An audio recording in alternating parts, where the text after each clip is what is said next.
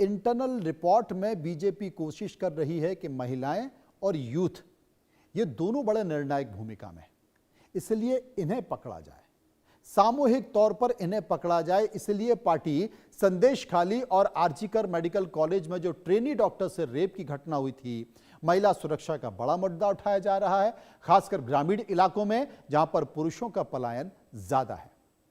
तो महिला सशक्तिकरण पर दांव है।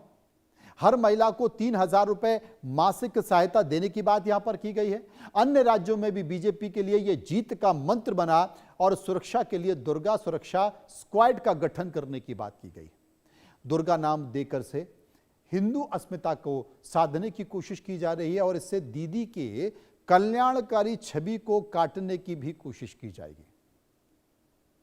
लव जिहाद, धर्म परिवर्तन जैसी बड़ी घटनाएं वहां पर हैं, उसको भी बड़ा करने की कोशिश की जाएगी। और जैसा कि संसद में भी आपने देखा कि महिला आरक्षण जो बिल आया है, इसका संकेत केवल संसद में नहीं है, इसका संकेत केवल दूसरे राज्यों में नहीं है, बल्कि इसका बड़ा संकेत बंगाल में भी जाएगा। और जब यह पास हो जाएगा तो बंगाल की सभाओं में आप देखिए महिला आरक्षण जो 33% का मुद्दा है, बीजेपी किस तरीके से उठाने जा रही है। विपक्ष चूंकि विरोध कर रहा है, अब टीएमसी इसका विरोध करेगी क्योंकि परिसीमन को लेकर विरोध कर रही है, तो बीजेपी यह कहेगी कि हम महिलाओं को 33% आरक्षण देने जा रहे हैं और महिला होकर भी दीदी इसका विरोध कर रही हैं। यह बड़ा मुद्दा बीजेपी बनाने जा रही है। बंगाल में करीब 3,26,00,000 महिला हैं, ये मतदाता हैं। 2021 के विधानसभा चुनाव में 50% महिलाओं ने टीएमसी को वोट दिया था और इसकी वजह क्या थी? इसकी वजह लक्ष्मी भंडार योजना को माना गया। इसके मुकाबले इस बार बीजेपी ने अन्नपूर्णा योजना के तहत 3,000 रुपए देने की बात की। दोनों तरफ टक्कर बराबर, फ्रीबीज को लेकर, महिलाओं को पैसे देने को लेकर। अब बीजेपी ने एक और बड़ा मुद्दा कौन सा चुना है? घुसपैठ, जो कि हर विधानसभा चुनाव में, पिछले 3 विधानसभा चुनाव में बीजेपी लगातार इसे मुद्दा बनाने की कोशिश कर रही है। पश्चिम बंगाल में घुसपैठ पर रोक लगाना बीजेपी का सबसे बड़ा मुद्दा है। टीएमसी पर घुसपैठ का बढ़ावा और संरक्षण का आरोप बीजेपी लगातार बना रही है। भारत बांग्लादेश सीमा पर बाड़ लगाने का वादा पूरा बीजेपी ने किया, काफी हद तक हो गया, थोड़ा सा बचा हुआ है। और बाढ़ के लिए ममता जमीन नहीं दे रही हैं, यह आरोप पहले भी पिछले विधानसभा चुनाव में भी लगाए थे और इस बार भी लगाए गए। दीदी को जमीन के लिए बार बार पत्र लिखा जा रहा है लेकिन जमीन मिलती नहीं है। ये कौन कह रहे हैं? अमित शाह कह रहे हैं। बाढ़ लगाने के लिए 45 दिनों में भूमि उपलब्ध कराना चाहिए, 200 दिनों के भीतर सरकारी भूमि से अतिक्रमण हटाना है, यह बात बीजेपी ने कर दी है। तो यह एक बड़ा मुद्दा होगा।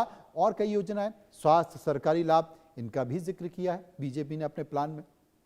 राज्य में रोजगार और शिक्षा की स्थिति बीजेपी के चुनावी नैरेटिव का अहम हिस्सा है। पार्टी दावा कर रही है कि इंडस्ट्री में निवेश ठहरा हुआ है, उद्योगों का विकास नहीं हो रहा है। 6,800 कंपनियां पश्चिम बंगाल से छोड़कर जा चुकी हैं क्योंकि कानून व्यवस्था एक बड़ा कारण है, लॉ एंड ऑर्डर एक बड़ा कारण है। चंदा यहां पर होता है, इसलिए यहां उद्योगपति नहीं आ रहे हैं, निवेश नहीं कर रहे हैं, वो दूसरे राज्यों में चले जा रहे हैं। राज्य पर कर्ज बढ़ रहा है। स्वास्थ्य और सरकारी की स्थिति बड़ी अजीब है। पहली कैबिनेट बैठक में हम आयुष्मान योजना लागू करेंगे, ये बीजेपी कर रही है। कर्मचारियों को 7वां वेतन आयोग डीए देने की बात बीजेपी कर रही है। ममता पर बीजेपी आरोप लगा रही कि साहब हम आयुष्मान योजना के तहत पूरे देश भर में लोग स्वास्थ्य लाभ उठा रहे हैं लेकिन ममता लागू नहीं कर रही हैं, इसलिए आपको मौका नहीं मिल पा रहा है। अब इस बार क्या खास है? बीजेपी को 2021 में ही सरकार बनाने की उम्मीद थी, बन नहीं पाई। उसे 2019 के लोकसभा चुनाव में 18 सीटें मिली, यानी कि विधानसभा में उतनी सफलता नहीं, लोकसभा में अच्छी खासी सफलता मिली। लोकसभा की एक सीट पर विधानसभा के एवरेज 7 सीटें होती हैं। पार्टी का गणित था कि विधानसभा चुनाव में 18 गुणा 7 यानी कि 126 सीटें मिल जाएंगी। रिजल्ट उम्मीद के मुताबिक नहीं रहा और 126 की बजाय मिली कितनी? 77 सीटें, 3 से 77। बीजेपी ने माना कि संगठन की कुछ गलतियां थीं। बीते 5 साल में बूथ लेवल पर सुधार किया गया। सभी region, central, north, south Bengal और जंगल बहाल के बूथ लेवल तक अच्छी खासी तैयारी की गई, टीमें बनाई गई। इस बार क्या हुआ? बीजेपी ने रणनीति बदली है। पिछली बार क्या हुआ था? पिछली बार बीजेपी ने देश भर से नेता और कार्यकर्ताओं की फौज पश्चिम बंगाल में लगा दी थी। आप जिस विधानसभा चुनाव में जाइए, उत्तर प्रदेश, बिहार, मध्य प्रदेश, छत्तीसगढ़, राजस्थान, तमाम देश भर के नेताओं की ड्यूटी वहां लगा दी थी। हालत यह थी कि हर विधानसभा में चौथा नेता भारतीय जनता पार्टी का कार्यकर्ता और नेता था। तमाम राज्यों के मंत्री सांसदों की ड्यूटी लगाई गई थी। दूसरे राज्य, स्थानीय से ज्यादा दूसरे राज्य के नेता दिखाई दे रहे थे और इससे भारतीय जनता पार्टी का जो नैरेटिव था वो खत्म हो गया था। इस बार बीजेपी ने रणनीति बदली। जो दूसरे नेताओं को जो भेजा है उनको बोला है कि आपको पीछे रहना है, आपको आगे नहीं आना है। पर्दे के पीछे बंद कमरे में बैठ के रणनीति बनाइए। स्थानीय नेताओं को, स्थानीय कार्यकर्ताओं को तवज्जो दीजिए और वहां पर लोगों को ऐसा लगना चाहिए कि टीएमसी के खिलाफ वहां के स्थानीय नेता और कार्यकर्ता चुनाव लड़ रहे हैं। बाहरी नेताओं की ज्यादा घुसपैठ अब पसंद नहीं है और इस बार ऐसा किया गया। 2021 में बीजेपी ने दूसरी पार्टी से आए करीब 100 से ज्यादा नेताओं को टिकट दिए थे।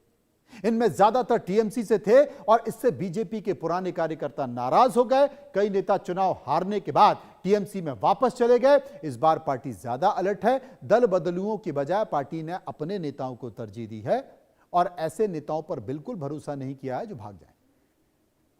शुभेंदु अधिकारी को आगे करके दांव चला है। शुभेंदु ने ममता बनर्जी को हराया, विपक्ष के मुख्य चेहरा बन गए। मुख्यमंत्री के पद पर दावेदार माने जाते हैं। स्थानीय होने के कारण लोकप्रिय हैं। भवानीपुर सीट से टिकट देकर ममता को फंसाने की कोशिश की है और ममता दूसरी जगह ज्यादा प्रचार ना कर पाए, ऐसा किया गया है। फिलहाल वहां की विधानसभा में वो नेता प्रतिपक्ष की भूमिका में। ध्रुवीकरण तो भारतीय जनता पार्टी का पुराना मुद्दा है ही, यानी कि हिंदू और मुस्लिम। हिंदू मुस्लिम समीकरण में बीजेपी के पास यह हथियार है। घुसपैठ और सीएए जैसे मुद्दों से हिंदू एकजुट होते हैं। बीजेपी ने इस बार भी एक भी मुस्लिम को टिकट नहीं दिया। रणनीति साफ है, हमारे यहां मुस्लिम नहीं चलेगा। जबकि 2021 में 6 मुस्लिम कैंडिडेट उतारे थे। पार्टी का बांग्लादेश में हिंदुओं के खिलाफ हिंसा भी मुद्दा है, इसलिए उन्होंने कहा हम मुस्लिमों के खिलाफ नहीं हैं, लेकिन हम उनको टिकट भी नहीं देंगे।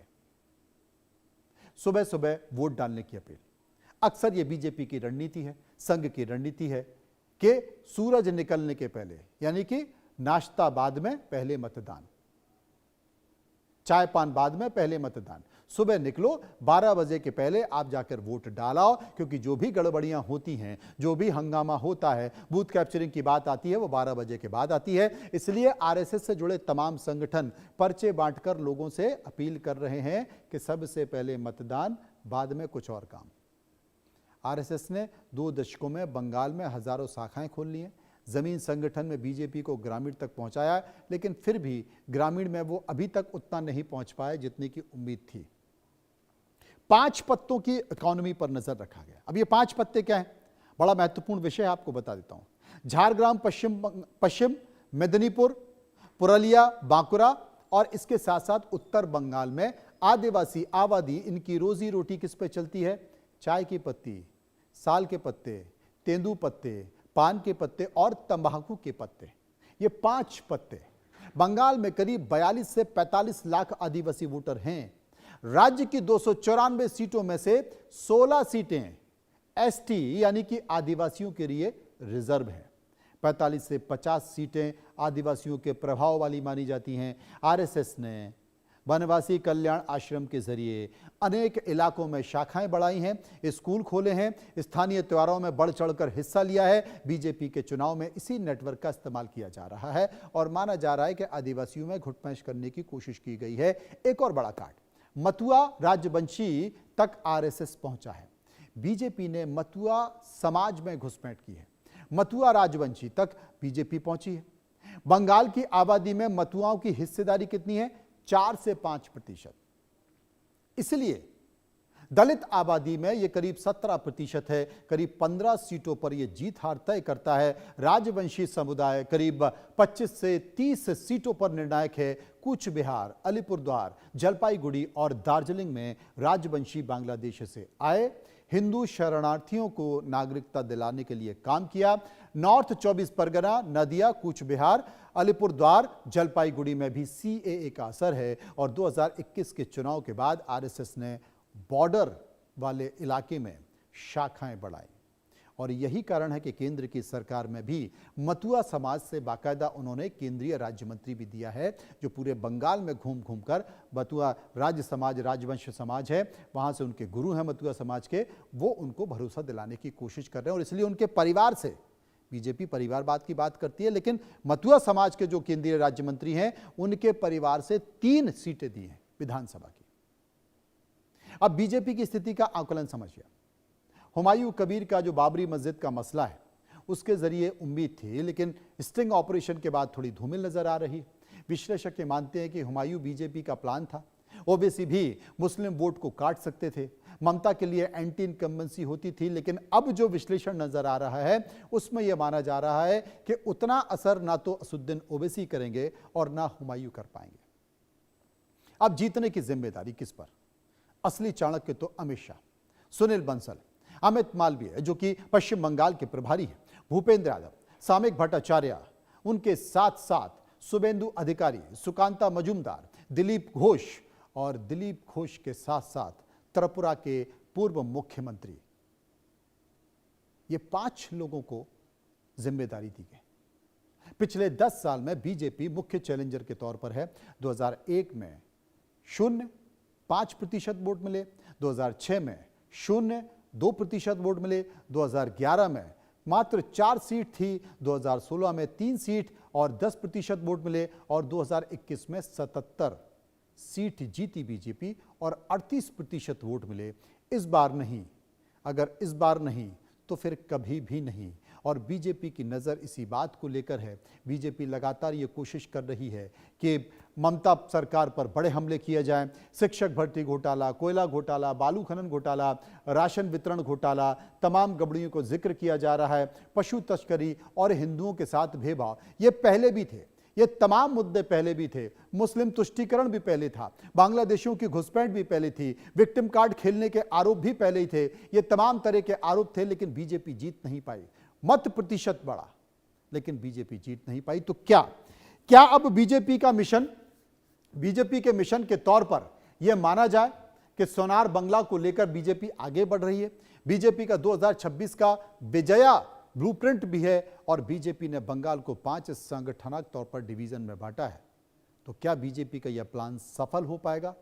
क्योंकि एक बात तो तय है कि अभी भी बीजेपी के पास ममता बनर्जी के बराबर टक्कर का कोई चेहरा नहीं है, और बंगाल के गांव से लेकर शहरों में अभी भी ममता बनर्जी प्रभाव रखती है।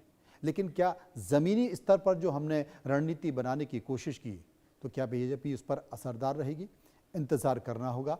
फिलहाल समझिए.com में इतना ही।